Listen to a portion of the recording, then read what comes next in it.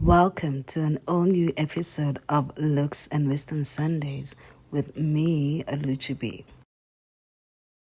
Hey guys, and welcome to another exciting episode of Looks and Wisdom Sundays with me, Aluchi, aka the elusive pundit.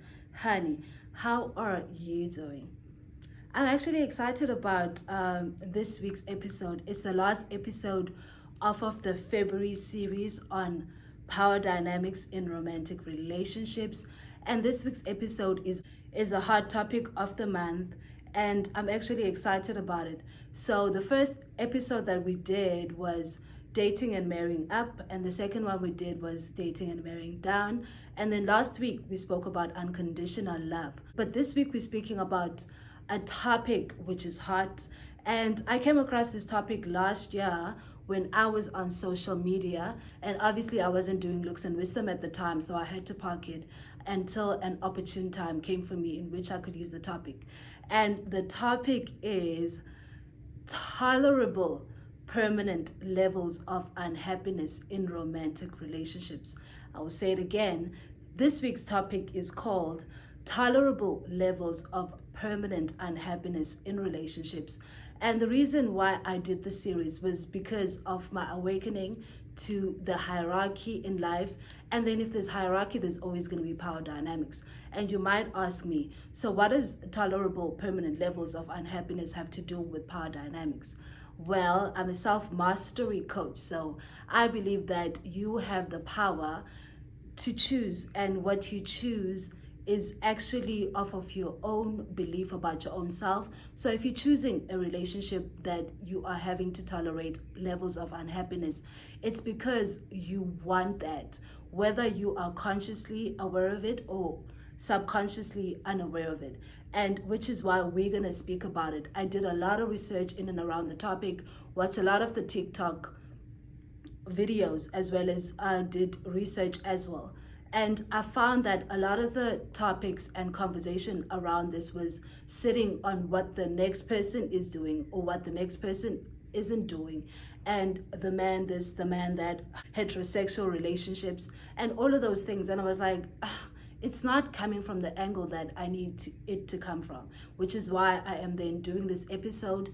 And I've broken this down into 3 talking points. So the first talking point is, what is tolerable permanent levels of unhappiness in relationships? And the second one is the why do people get into those type of relationship for both the people involved. And then the third thing, I want to talk about the why based on the individual. And of course, this is a hard topic, so I have to make examples of celebrities. So I will definitely be doing that. So before we get into it, I just want to say that the lady that started this conversation, obviously it's very important to acknowledge the owner. Her name is Shah Henley. I'm not going to get into that. You can find it on Reddit if you're looking for it. And you can also search this topic on YouTube as well. You will just easily find it. And so I don't want to get into what Shah Henley spoke about. I want to get into what I want to talk about. So let's get into it. What is tolerable permanent levels of unhappiness in romantic relationships? So the definition is when one partner or both are totally unhappy in the relationship but continue to drag it for years or for a lifetime with no hopes of improvement or happiness. Again, I'll say it. The definition of tolerable permanent levels of unhappiness in relationship is when one partner or both partners are totally unhappy in a relationship but choose to continue with that relationship knowing that it's not going to improve and it's not going to get better, and they're not going to find happiness later on. So now to the why. Why do people get together and stay in these relationships? So the first one is financial stability, and we see this a lot in relationships where it's like high earning individuals and they own businesses and have wealth. They choose to stay in these relationships knowing that they are going to be unhappy, but because of the stability that is brought to them by the finances and wealth, they choose to stay. The second reason is for the children. Oh, we're staying together for the children because we don't want to have a single parent household, oh, we don't want to be single parents. So people stay or choose to be in those type of relationships because of the children. The third thing I want to talk about is that people assume that long-term relationships come with unhappiness. So if you're with someone for a long time, you're bound to be unhappy. So it's part and parcel of long-term relationships.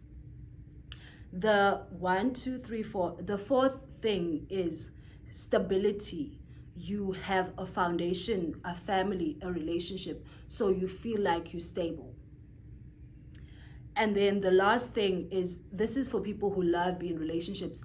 It could be worse. I could be single. And those people are not looking at it from, I have a choice to leave or go or find happiness somewhere else, because I would rather be partnered up than to not be partnered up. This is my own conjuring, of course, because I like getting into the self. So the points I'm going to talk about is what I believe is the reason why people find themselves in relationships where they have to be unhappy.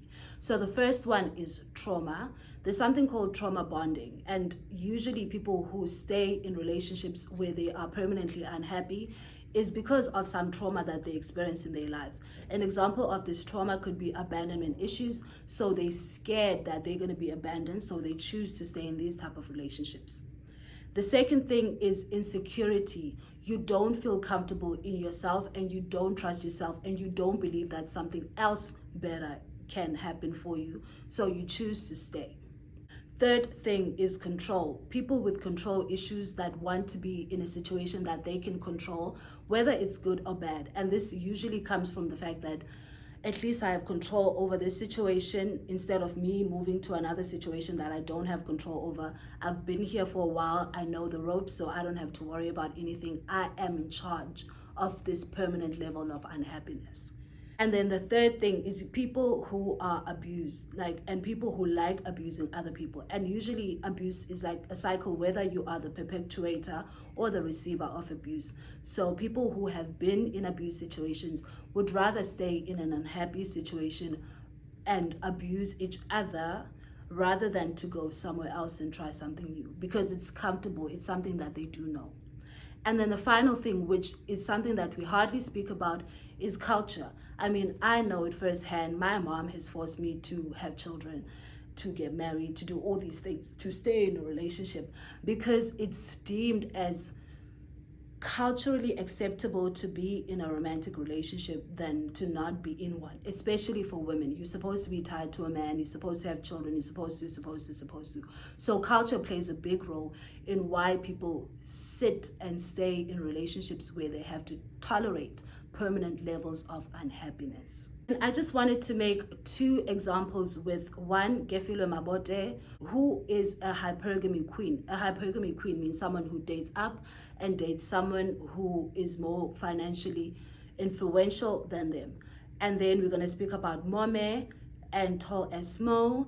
And Mome gives me family type of vibes. So we're going to speak about these two people pertaining to tolerable levels of unhappiness. Let's start with Gefi, because Gefi was training this year for faking a lobola negotiation, faking a divorce, faking a marriage, but then that has nothing to do with what I want to do. So what I've observed about the situation is that Gefi is a hypergamy queen, and so that means she prefers to date people who are rich and who are affluent. So that means that she sits on a specific base, and her base is, her why is money. So she's money motivated. So she comes into a relationship for money, and then the man comes into the relationship to be with a hot chick, and then they reach a certain baseline where now the man is gonna do whatever it is that he needs to do to continue the relationship, and Gefi is gonna do what she needs to do to continue the relationship. And they find themselves in a place where someone has to tolerate the other person. And Gefi's reasons for tolerating anything in a relationship, whether it's her getting into a relationship with someone who was dating her friend, or someone who is married, or someone who has multiple wives, as in this case, it's always to get to the money. So she's willing to tolerate whatever comes with the relationship, as long as that core, her why for being in that relationship is still there, which is to gain money. And then now going into Mome.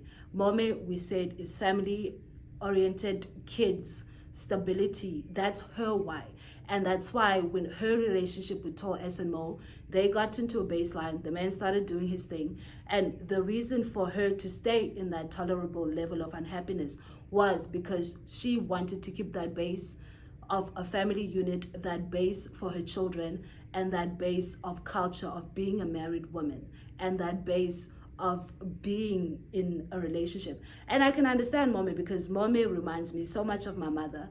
My mom stayed in a relationship where she was unhappy for years, and she did speak to me about the fact that she chose this life because she grew up as an orphan. Her mother passed away when giving birth to her, and her dream was to always to have a family. So that was her why, and everything else that was happening in and around that why didn't matter. So she could tolerate a specific level of permanent unhappiness in that relationship because she had a base, and her base was to have a husband and to have children and to have family, which is the same thing as Mommy. Kefi, on her other side, it looks like her base from where I'm sitting is to have money, financial stability. So she's willing to be in any relationship where that core base is being given, but everything else can go away. So she can deal with every level of toleration that she can in that relationship because the money's there, and for Mome because the family is there. So people get into these relationships for their own selfish reasons, whether they're aware of it or not. That's what I wanted to get into with this topic, and that not everybody is a victim, and it's very important to know why you getting into a relationship, which is why I did this series. And I hope that you guys enjoyed this episode, because I enjoyed researching it for you, and I enjoyed recording it for you at the Palace in Sun City. And please do like, comment, and subscribe, and I hope to see you guys next month when we're talking about a new topic, and I can't wait for you guys to discover what it is. Thank you so much for joining. I love you, and I'll see you next week.